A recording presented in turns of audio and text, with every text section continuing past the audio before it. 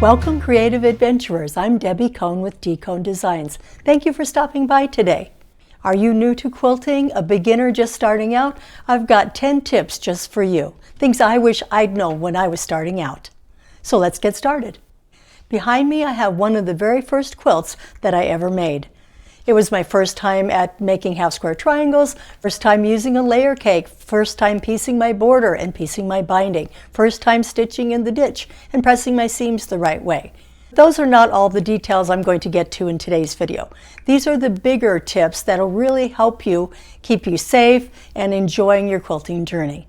My number one tip is safety. Safety first. Always close your rotary cutter right away as soon as you finish using it, even if you're only setting it down for just a moment.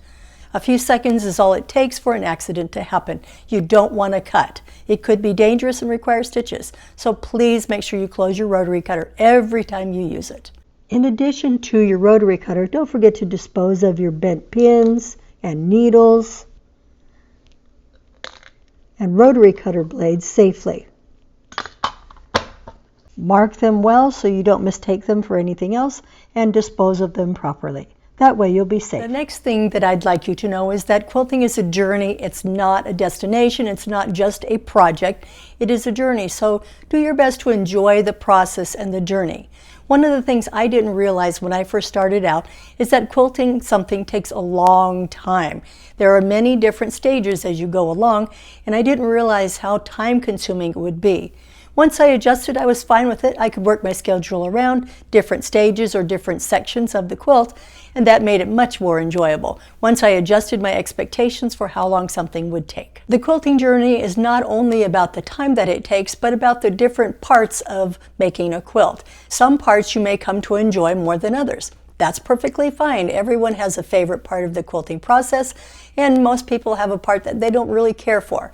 In some cases, you might be able to have someone else do that. For example, if quilting, the actual quilt top, is not your jam, then maybe you're able to have a friend do it, or learn to do it yourself and rent out time on a long arm, or have a professional quilt it for you, or just stitch in the ditch and be done with it. That works too.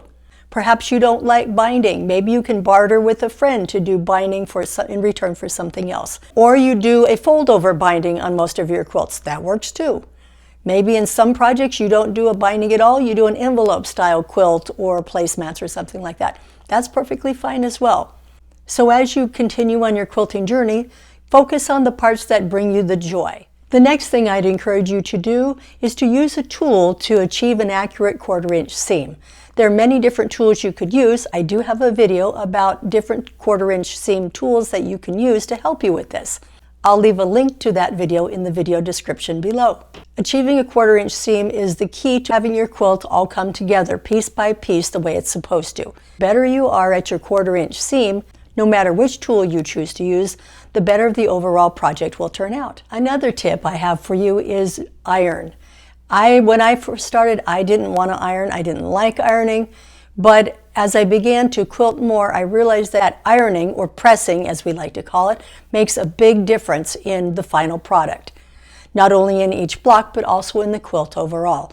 Iron your fabric before you cut it. Iron your block pieces if you need to, and be sure to iron your blocks before you square them up. You'll want to iron your border fabric as well, and binding fabric. That makes sure that you have the best possible result. The other part of ironing in quilting is that you press, you don't swish. You don't want to wave your iron back and forth across the fabric. That could distort block pieces or entire blocks, especially if they're small. You want to press down and move it from place to place to achieve the best result with your quilt. Next thing I'd encourage you to do as a beginner is to start with a small project and a simple project.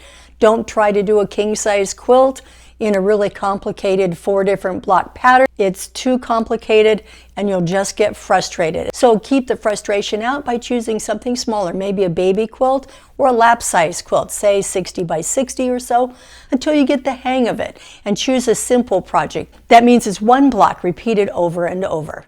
That way you'll have way less frustration and way more enjoyment. Another small project you might enjoy would be making placemats or a table runner. That gives you the skills for quilting in an achievable project in a small amount of time, relatively speaking. So remember to start simple and start small. The next thing I encourage you to do is to seek out help. When I was first starting to quilt, I learned almost exclusively from YouTube videos because I didn't know anybody that quilted, and I was too intimidated to go into a quilting shop and ask questions. Then they'd know for sure that I didn't know anything about it. That being said, though, I encourage you to go to your local quilt shop. If there's more than one in your area, try a couple different ones. They're always glad to help you and to give you pointers and tips, help you select fabric, choose a pattern, give you tips and tricks if you're struggling with an aspect of piecing. They're glad to help. Another thing to do when looking for help is to join a local quilt guild.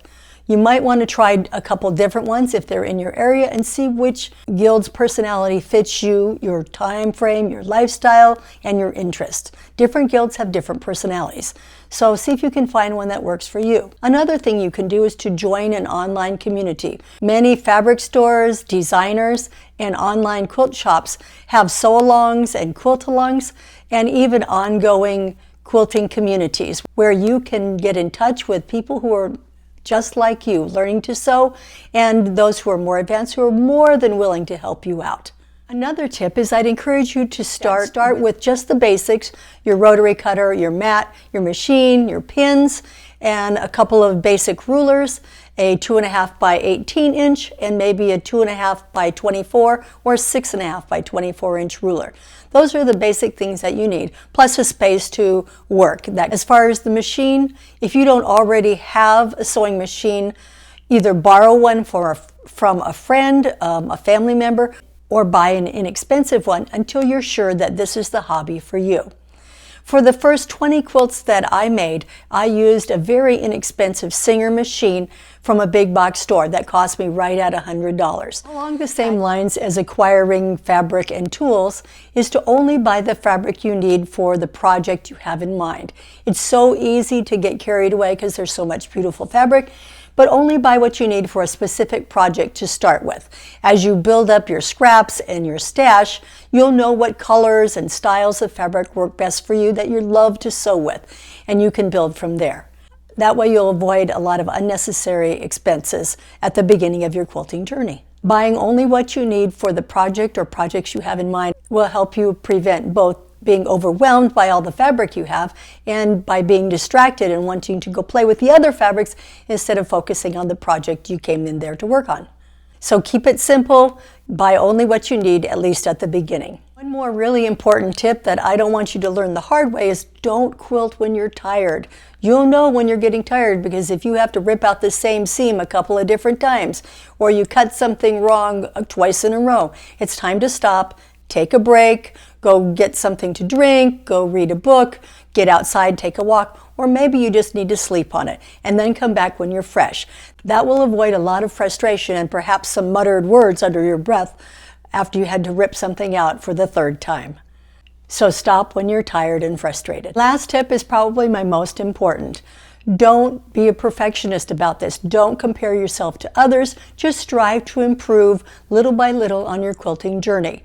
Don't get stuck in a rut. Strive to improve your skills. Try something new out of the box, out of your comfort zone every few weeks or every few months to keep it fresh and exciting for you. You never know what new aspect of quilting you might enjoy. There are so many different facets to quilting. I know you'll find some that you really enjoy. Those are my 10 tips for new quilters, things I wish I'd known when I was just starting out. If you like this video and you found it helpful, please give me a big thumbs up. Leave me a comment in the comments section and tell me what is your biggest tip for new quilters, or what have you found to be the best for you as a quilter on your quilting journey. Be sure to tell a friend and subscribe to my YouTube channel. Go on over to my blog at dconedesigns.com where you'll find a couple of free patterns for your personal use as well. I'm going to also leave a link to a playlist I have of many more videos that are helpful for beginning quilters. I'll see you next time. Thank you for watching.